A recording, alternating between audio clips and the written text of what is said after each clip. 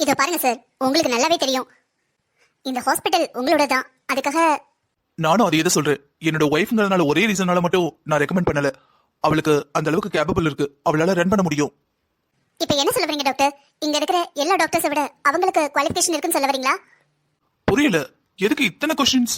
எல்லாத்துக்கும் ஆன்சர் பண்ணியே தரணுமா? என் பையனே செலக்ட் பண்ணிருக்கான், இதுக்கப்புறம் என்ன கொஸ்டின் வேண்டியிருக்கு? இது பாருங்க சார், மத்த எந்த பிசினஸ்ல வேணாலும் இப்படி பண்ண முடியும். ஆனா ஹாஸ்பிட்டல் பொறுத்த வரைக்கும் இது ரொம்ப கஷ்டம். எல்லாருக்கும் நிரூபிக்கணும். இப்ப ஆதிக்கு போஸ்டிங் கொடுக்கறதுனால உங்களுக்கு என்ன பிரச்சனை? இல்ல மேடம், எனக்கே தெரியாம ஏன் டிபார்ட்மெண்ட்டுக்கு இதெல்லாம் எனக்கு சரியா படல. இப்ப என்ன பிரச்சனையோ அதை பத்தி மட்டும் பேசலாம். என்ன பிரச்சனை? அவளை இப்பதானே அப்பாயிண்ட் பண்ணிருக்காங்க. வரட்டும், அவ ஹாஸ்பிட்டல்ல எப்படி ஒர்க் பண்றான்னு பாருங்க. அதுக்கப்புறம் எதுனாலும் டிசைட் பண்ணிக்கலாம். நான் ஒத்துக்கிறேன் சார், இது உங்களோட ஹாஸ்பிட்டல் தான். என் மருமக வருதுல உங்களுக்கு என்ன பிரச்சனை? எதுவா இருந்தாலும் ஓபனா பேசுங்க. இது பாருங்க மேடம், பர்சனலா எதுவும் இல்ல. ஹாஸ்பிட்டல் உங்களோட தான், இல்லன்னு சொல்லல. ஆனா இதை நீங்க ரொம்ப கஷ்டப்படுற மக்களுக்கு உதவி செய்யறதுக்குன்னு வச்சிருக்கீங்க. இதுக்கு நிறைய பேர் உதவி பண்ணிட்டு இருக்காங்க. அப்ப இதுக்கு வர ஒவ்வொரு பணத்துக்கும் நீங்க கணக்கு சொல்லி ஆகணும். சாரி, இந்த ஹாஸ்பிட்டலுக்குன்னு சில பேர் டொனேட் பண்றாங்க, இல்லன்னு சொல்லல. அவங்க பண்ற ஒவ்வொரு பைசாக்கும் நான் கணக்கு வச்சிருக்கேன், தெரியுமா? அவங்க பண்றது எவ்வளவு, நான் செலவழிக்கிறது எவ்வளவுன்னு கொஞ்சமாவது உங்களுக்கு தெரியுமா? Whatever sir, we are also one of the board directors. ஆமா சார், ஹாஸ்பிட்டல்ல சீனியர் டாக்டர்ஸ் நிறைய பேர் இருக்காங்க. அவங்க யாருக்கு போஸ்டிங் கொடுக்காம ஆதிக்கு கொடுத்தா கண்டிப்பா என்னன்னு கேட்பாங்க. இருக்கிற எல்லா டாக்டரோட சுமூகமா இருந்தா தான் நல்லது. அவங்களுக்கும் ஒர்க்கிங் எக்ஸ்பீரியன்ஸ் நிறைய இருக்கு. ஆமா சார், நீங்க இருக்கிற ரொம்பவே சீனியரான டாக்டர்ஸ்க்கு ரெஸ்பான்ஸ் பண்ணாம அவங்களுக்கு ப்ரொமோஷன் கொடுக்காம டைரக்டா உங்க ஒய்ஃப்க்கு கொடுக்கறப்ப ஹாஸ்பிட்டலோட ரெப்புடேஷனே அது கொஸ்டின் பண்ற மாதிரி ஆயிடும். டாக்டர்ஸ்க்கு இங்க என்ன மரியாதை இருக்குன்னு கேள்வி கேட்பாங்க. எந்த ஒர்க்கா இருந்தாலுமே கொஞ்சம் வருஷத்துல ப்ரமோஷன் கிடைக்கும், போஸ்டிங் கிடைக்குங்கிறதுனால தான் எல்லாரும் அவங்களோட ஸ்மார்ட் அண்ட் ஹார்ட் ஒர்க்கை கொடுக்குறாங்க. அப்படி எதுவுமே கிடைக்காது, ஹாஸ்பிட்டல் சம்மந்தப்பட்டவங்களுக்கு தான் எல்லாம் கிடைக்கும்னா பின்ன எல்லாரும் ரொம்பவே டவுன் ஆயிடுவாங்க. ஹாஸ்பிட்டல் மேல இருக்கிற நம்பிக்கையும் போயிடும். இல்ல நீங்க மேடம்க்கு தான் போஸ்டிங் கொடுக்க போறீங்கன்னா அட்லீஸ்ட் எதனாலங்கிறது மத்தவங்க அக்செப்ட் பண்ற அளவுக்கு கண்டிப்பா நீங்க ஒரு ரீசன் சொல்லி ஆகணும் சார். ஃபர்ஸ்ட் ரீசன், அவ இந்த ஹாஸ்பிட்டலோட ஓனர். என்னதான் நான் இந்த ஹாஸ்பிட்டலோட ஓனர் இருந்தா கூட இந்த ஹாஸ்பிட்டல் அவ பேர்ல தான் இருக்கு. இப்ப ஸ்டார்டிங்ல இருக்கிறதுனால எல்லா ஒர்க்கையும் நான் பாத்துக்கிறேன். போக போக அவ தான் பாத்துக்க வேண்டி வரும். அவ பாத்துக்கணும். அவ ஷோல்டர்ல பெரிய பெரிய கடமைகளை வைக்கணும்னா அவ இப்பவே அவளோட ஒர்க்குக்கு பழகணும். லோட சமக்க கத்துக்கணும். எல்லா சைட்ல இருந்து வர பிரச்சனைகளை ஃபேஸ் பண்ண கத்துக்கணும். என்னால இந்த ஹாஸ்பிட்டல் பிசினஸ் மட்டும் பாத்துக்க முடியாது. இது என் ஒய்ஃப்க்குன்னு ஏற்படுத்தி கொடுத்தது. அவ மேல இருக்கிற நம்பிக்கையில அவ மக்களுக்கு நல்லது பண்ணுவான்னு இந்த பிசினஸ் முழுக்க முழுக்க அவ தான் நடத்த போறா, தனியா நடத்த போறா. சோ முடிஞ்ச அளவு எவ்வளவு சீக்கிரம் முடியுமோ அவ்வளவு சீக்கிரம் அவ கையில கொடுக்கணும். சார், இந்த ரீசன் சொன்னா யாரும் அக்செப்ட் பண்ண மாட்டாங்களே. இது எனக்கான ரீசன். தனிப்படையா சொல்லணும்னா அவ ரொம்பவே எல்லாரோட ஜூனியர் டாக்டர், ரொம்ப ஆக்டிவா இருக்கிறா, ரொம்ப டேலண்டான டாக்டர் கூட.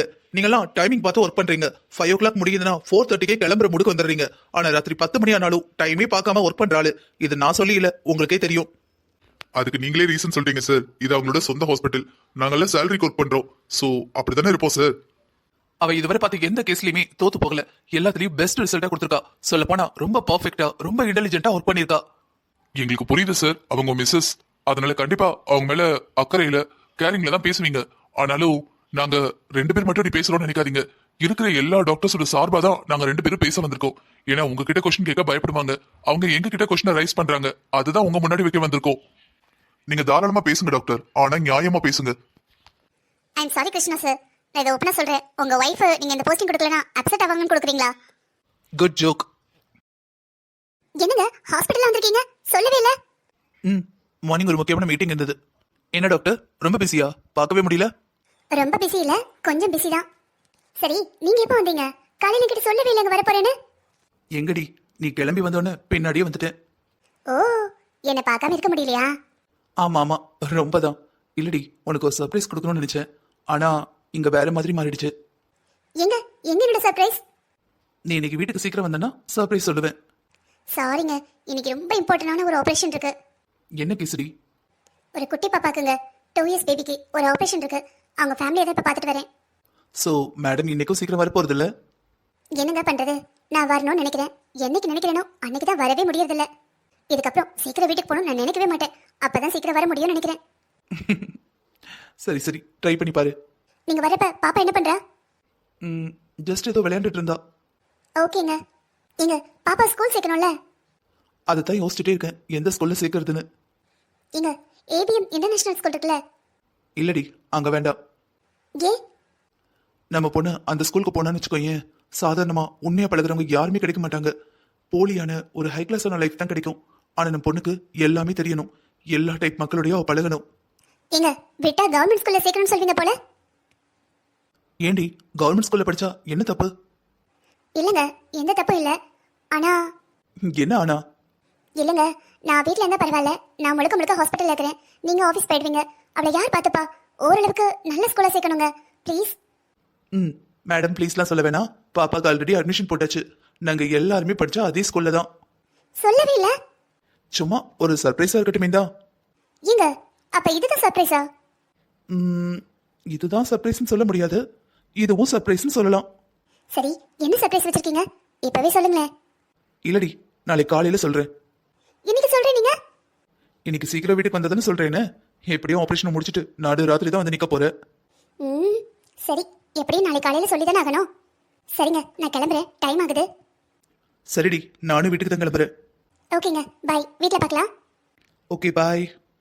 என்ன பண்றது, ஹாஸ்பிட்டல்ல ஏதோ நடக்குது. அதை எப்படி கண்டுபிடிக்கிறது? ஆதி போஸ்டிங் கொடுத்து கொண்டு வரேன்னு பார்த்தா இத்தனை பேர் எதுக்குறாங்க. இதுல ஏதோ ஒன்று இருக்கு, என்னன்னு தான் புரிய மாட்டேங்குது. கண்டுபிடிக்கலாம். லைஃப்ல இந்த மாதிரி கொஞ்சம் கொஞ்சம் சின்ன சின்னதா டர்ன்ஸ் அண்ட் ட்விஸ்ட் இல்லைன்னா லைஃப் இன்ட்ரெஸ்டிங்காவே இருக்காது. என்னது இது, வீட்டுல யாரையுமே காணோம். மீனா, உங்க அத்தை பால் பாயசம் வச்சு வச்சிருக்கா. பாட்டி எடுத்துட்டு வரட்டுமா? பால் பாயசமா? இன்னைக்கு என்ன விசேஷம்? தெரியலம்மா, காலையில உங்க அத்தை எழுந்து அவசர அவசரமா வேலையெல்லாம் முடிச்சு வச்சுட்டு வெளியே போனா. மத்தியான சாப்பாடு இப்பவே பண்ணி வச்சுட்டு போயிட்டா. என்ன பாட்டி சொல்றீங்க? மத்தியான சாப்பாடு சேர்த்து பண்ணிட்டாங்களா? அத்தை எப்போ அப்படி பண்ண மாட்டாங்களே. அப்படி எங்க போயிருக்காங்க? தெரியலையே. அத்தை வெளியே போயிருக்காங்க, மாமாவை காணோம், தாத்தாவை காணோம், ஆதி கிருஷ்ணா யாரையுமே காணோம். அவங்க ரெண்டு பேரும் எப்போ மாதிரி ஆஃபீஸ் போயிட்டாங்கம்மா. உன் மாமனாரு, உன் மாமியா, அப்புறம் தாத்தா எல்லாரும் ஒன்னாதாம்மா போனாங்க. எங்க போனாங்கன்னு தெரியல, ஆனா ஒரே கார்ல தான் போனாங்க. ஏன் உங்ககிட்ட சொல்லிட்டு போலையா? இல்ல பாட்டி, என்கிட்ட எதுவும் சொல்லிட்டு போல. வர வர உன் மாமியா இருக்காளே, எல்லாத்தையும் மறந்துடுவா. பிள்ளை பெத்த பிள்ளை 6 மாசத்துக்கு முன்னாடியே மாமியா வீட்டுக்கு வந்துட்டு உனக்கு எது வேணுமான்னு கேட்கணும். எங்க போறேன், எப்ப வரேன், ஏதாவது சொல்லிட்டு போயிருக்கா பாரு. சரி சரி, வீட்டுல நான் இருக்கேன் பாத்தியா, அதான் சொல்லாம அவசரமா போயிருப்பாங்க. ஏதாவது அவசர வேலையா இருக்கும். இருந்தாலும் சொல்லிட்டு போயிருக்கல பாட்டி. தேடிக்கிட்டே இருந்தேன், அப்ப வந்து ஒருத்தர் மாத்தி ஒருத்தர் கூப்பிட்டுக்கிட்டே இருந்தேன். சரிம்மா, வந்துருவாங்க, காலையிலே போயிட்டாங்க. ஓ சரி, ஏன் வீட்டுக்காரருங்க? சரியா போச்சு, இவங்க எல்லாம் வெளியே போயிருக்காங்கம்மா. உன் வீட்டுக்காரருக்கு கிருஷ்ணன் ஏதோ ஃபோன் பண்ணா பாத்துக்கோ. ஆபீஸ்ல ஏதோ முக்கியமான மீட்டிங் இருக்கான். கிருஷ்ணன் எங்க வெளியே போறானா, மீட்டிங் அட்டன் பண்ணுன்னு சொன்னா. உதான் தூங்கிட்டு இருந்த புருஷன் அவன்கிட்ட சொல்ல முடியாம அவசர அவசரமா கிளம்பி வெளியே போயிருக்கான்.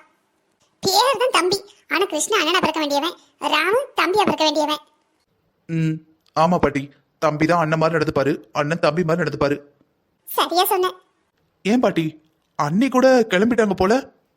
ஆமாம்மா, இன்னைக்கு காலையில தான் போனா. உன்கிட்ட சொல்லலையா?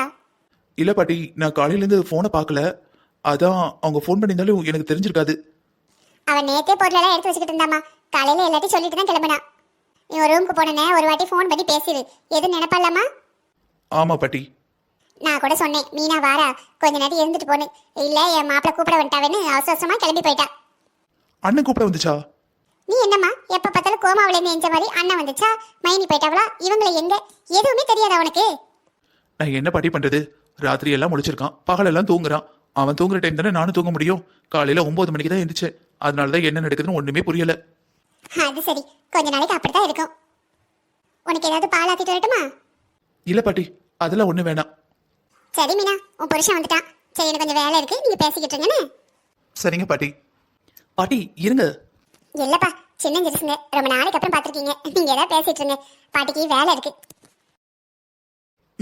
காலையில என்கிட்ட தான் தூங்கிட்டு இருந்தீங்க. நான் எஞ்சி பார்க்கும்போது பக்கத்துல ஆள் இல்ல. எங்க போனீங்க? ஒண்ணு இல்ல மீனா, ஒரு முக்கியமான வேலை. அதுக்கு இப்படிதான் சொல்லாம போவீங்களா? இல்லப்பா, வேலை இருக்குன்னு எனக்கே தெரியாது. இன்னைக்கு எந்த வேலையும் இல்லைன்னு ஃப்ரீயா இருந்தேன். கொஞ்ச நேரம் உங்க கூட டைம் ஸ்பெண்ட் பண்ணலாம்னு நினைச்சேன். அப்புறம் திடீர்னு கிருஷ்ணா கால் பண்ணிட்டு கம்பெனிக்கு போ, ஒரு முக்கியமான மீட்டிங் தான். நானே அடிச்சு பிடிச்சு நான் கிளம்பி போனேன். எங்க நீங்க மட்டும் இல்ல, வீட்டுல அத்தை, மாமா, தாத்தா, உங்க தம்பி, என் தங்கச்சி யாருமே இல்ல. ஏன் உங்க மகனையும் சேர்த்து தூக்கிட்டு போயிட வேண்டியதானே? தூக்கிட்டு போலாம் தான், ஆனா அவனுக்கு நீ தேவைப்படுவியே. உன்னை விட்டுட்டு அவனை மட்டும் எப்படி கூட்டு போறது? அப்ப கூட்டிட்டு போக முடிஞ்சா கூட்டிட்டு போயிடுவீங்க. சரி, வீட்டுல இருக்கிறவங்க எல்லாரும் எங்க போயிருக்காங்க? எல்லாரும் ஆதிக்கு போஸ்டிங் கொடுக்க தான் போயிருக்காங்கன்னு சொன்னா வச்சா ஆடிடுவாளோ. இவ திருந்திட்டாளா இல்ல பழைய மாதிரி தான் இருக்காளான்னு தெரியலையே. என் பொண்டாட்டி இப்ப எப்படி இருக்கா? நார்மலா இருக்க போறாளா, சந்திரமுகி ஆக போறாளா? எங்க உங்களை தான் எல்லாரும் எங்க போயிருக்காங்க? என்ன மீனா, எனக்கு மட்டும் எப்படி தெரியும்? நானே தூங்கிக்கிட்டு இருந்தவன் அப்படியே எழுந்து போய் மீட்டிங்ல தான் கண்ணை திறந்தேன். நல்ல வேலை, அங்கேயாவது கண்ணு திறந்திருக்கீங்களே. அதெல்லாம் ஆபீஸ்க்கு போயிட்டேன்னா எனக்கு என் தம்பிக்கு கண்ணு திறந்துருப்பா. தெரியுது தெரியுது, பேச்ச மாத்தாதீங்க. வீட்டுல எல்லாரும் எங்க போயிருக்காங்கன்னு கேட்டேன். எனக்கு தெரியாது. தெரியாத கேள்வியை எத்தனை தடவை கேட்டா நான் என்ன பதில் சொல்றது? வீட்ல எல்லாரும் எங்கேயோ போயிருக்காங்க. எங்க போயிருக்காங்கன்னு தெரியாம நீங்க ஆபீஸ் போயிருக்கீங்க. சூப்பருங்க. இப்படியே இருங்க. இப்படியே இருந்தாதான் நாளைக்கு பிசினஸ் சிறப்பா கொண்டு போக முடியும். நீங்க இப்படி இருக்கிறதுனால தான் உங்களை விட கொஞ்சம் வயசுல இருக்கிற உங்க தம்பி கூட அதை பண்ணு இதை பண்ணு உங்களை ஆர்டர் பண்ணிட்டு இருக்காரு. இப்படியே இருந்தீங்க எல்லாரும் மட்டும் தட்ட ஆரம்பிச்சிருவாங்க. என்ன நீ எதுக்கு முடிச்சு போடுற? நான் சரியா தான் முடிச்சு போடுறேன். இங்க பாருங்க, இப்படியே காலம் முழுக்க உங்க தம்பி பின்னாடியே நிக்க போறீங்களா? உங்களுக்குன்னு ஒரு அடையாளம் வேண்டாமா? நீங்க எல்லாம் முன்னாடியும் கிருஷ்ணாங்கிற ஒரு பேர் இருக்கிற மாதிரி ராம்னு ஒரு பேர் வர வேண்டாமா? என்ன மீனா பேசுற? இப்பவே சக்கரவர்த்தின்னு ஒரு பெரிய பேர் இருக்கு. அதுக்கப்புறம் கிருஷ்ணாவோட அண்ணன் ராம்னு ஒரு பேர் இருக்கு. இவ்வளவு வளர்ந்துருக்கேன், இது போதாதா? இதுக்கப்புறம் வளர்ந்து பெருசா என்ன சாதிக்க போறேன்? அது மட்டும் இல்லாம கூட்டு குடும்பத்துல நான் முன்னேறணும், என் பேர் தான் தெரியணும்னு எதுவுமே பண்ணக்கூடாது. எல்லாரும் சேர்ந்து உழைக்கிறோம். எல்லா சொத்தும் காமன் தானே, எல்லா பேரும் காமன் தானே. சக்கரவர்த்திங்கிற பேருக்குள்ள ராம், கிருஷ்ணா, அப்புறம் மீனா, ஆதி எல்லா பேரும் வந்துரும். நம்ம எல்லாரும் சேர்ந்ததுதான் சக்கரவர்த்தி குடும்பம். எங்க ஃபர்ஸ்ட் நான் என்ன சொல்ல வரேன்னு கொஞ்சம் மட்டும் புரிஞ்சுக்கோங்க. ச்சே, உங்ககிட்ட சொல்றதுக்கு பதிலா ஒரு சின்ன பிள்ளைகிட்ட சொன்னா அது கூட நல்லா புரிஞ்சுக்கும். நீங்க என்னடானா எதுக்கு சொல்ற என்னன்னு எதையும் யோசிக்கிறது இல்ல, சொல்ற எதையும் சீரியஸா எடுத்துக்கிறதும் இல்ல. எங்க மனுஷனா இருந்தா கொஞ்சமாட்டு ஒரு உத்வேகம் வேணுங்க. நம்ம பெரிய ஆளாகணும், இருக்கிறத விட பல மடங்கு முன்னேறணும், நமக்குன்னு ஒரு அடையாளம் வேணும், நமக்குன்னு ஒரு பேர் வேணும்னு. மீனா, நீ என்ன சொல்ல வரேன்னு எனக்கு நல்லாவே புரியுது. ஆனா அது ஒரு காலத்தில் நடக்காது. கிருஷ்ணா, ராமு எல்லாரும் சேர்ந்தது அந்த குடும்பம் தவிர கிருஷ்ணாக்குன்னு பேர் வேணும்னு கிருஷ்ணா ஓடவும் மாட்டான், ராம்க்குன்னு பேர் வேணும்னு நான் ஓடவும் மாட்டேன். இதோ பாருங்க, உங்களுக்கு வேணா இது தேவையில்லாத பேச்சா இருக்கலாம், ஆனா எனக்கு இது ரொம்பவே அவசியங்க. என்னை விட என் தங்கச்சி எல்லாரும் புகழ்றாங்க. சரி, புகழ்ந்துகிட்டோம், எனக்கு பிரச்சனை இல்ல. அவ டாக்டரா இருக்கா, அவளை பெருசா பேசுறாங்க, அவ ஒருத்ததான், இதுல பொறாமப்பட ஒண்ணும் இல்ல. ஆனா நீங்க உங்க தம்பியோட மூத்தவரு, உங்க தம்பியோட திறமையானவரு, பொறுமையா இருக்கீங்க, எந்த தப்பு பண்ணாதவரு, எல்லா நேரமும் பொறுமையா அமைதியா எல்லா பிரச்சனையும் ஹேண்டில் பண்றீங்க. ஆனா நீங்க அடக்கமா இருக்கிறதுனால இங்க இருக்க யாருக்காவது உங்களோட அருமை தெரியுதாங்க? எப்ப பாரு எல்லாரும் கிருஷ்ணா கிருஷ்ணா கிருஷ்ணா. இதோ பாருங்க, ராம் ராம் ராம் தான் மூத்தவன், ராம் தான் எல்லான்னு எல்லாரும் சொல்லணுங்க. என் புருஷனை பத்தி எல்லாரும் பெருமையா பேசணும். எங்க எனக்கு மட்டும் இந்த ஆசை இருக்காதா? சரி மீனா, நான் என்ன சொன்னாலும் புரிய போறதில்ல. உன் ஆசைப்படி ராம் ராம்னு எல்லாரும் சொல்லணும்னு நான் ஏதாவது ட்ரை பண்றேன், போதுமா? இந்த பாருங்க, அதுக்காக உங்க தம்பி மேல போறாம அவரை வெறுக்கிறேன்னு நினைச்சிடாதீங்க. எனக்கு உங்களை ரொம்ப பிடிக்குங்க. அதான் உங்களையும் எல்லாரும் நல்லா பேசணும், உங்களையும் மதிக்கணும்னு ஆசையா இருக்குங்க. சரி மீனா, நீ ஸ்ட்ரெஸ் ஆகாத. இப்பதான் தம்பி பிறந்திருக்கான், மண்டைக்குள்ள எல்லாத்தையும் போட்டு கவலைப்படாத. நான் தான் சரின்னு சொல்லிட்டேனே, அப்புறம் என்ன? சரி, மீட்டிங்னு போயிட்டு சீக்கிரம் வந்துட்டீங்க? ஆமா மீனா, மீட்டிங் சீக்கிரமாவே முடிஞ்சுது. ஏற்கனவே நேற்று காலையில போயிட்டு ராத்திரி 11 மணிக்கு தான் வந்தீங்க. இப்படி ஓவர் டைம் ஒர்க் பண்ணா உடம்பு என்னத்துக்காகும்? என்ன பண்றது, நின்று கண்ணை மூடுற அளவுக்கு கூட நேரம் பத்தல. முன்னாடி விட இப்ப நிறைய ஆர்டர் வந்துகிட்டே இருக்கு. ஸோ கொஞ்சம் கவனமா இருக்க வேண்டியிருக்கு. கொஞ்சம் நம்ம சோம்பேறித்தனமா இருந்தாலும் வேலை லோடு ஏறிடுது. அதுக்கப்புறம் அது முடிக்கிறதுக்குள்ள போதும் போதும் ஆயிடுது.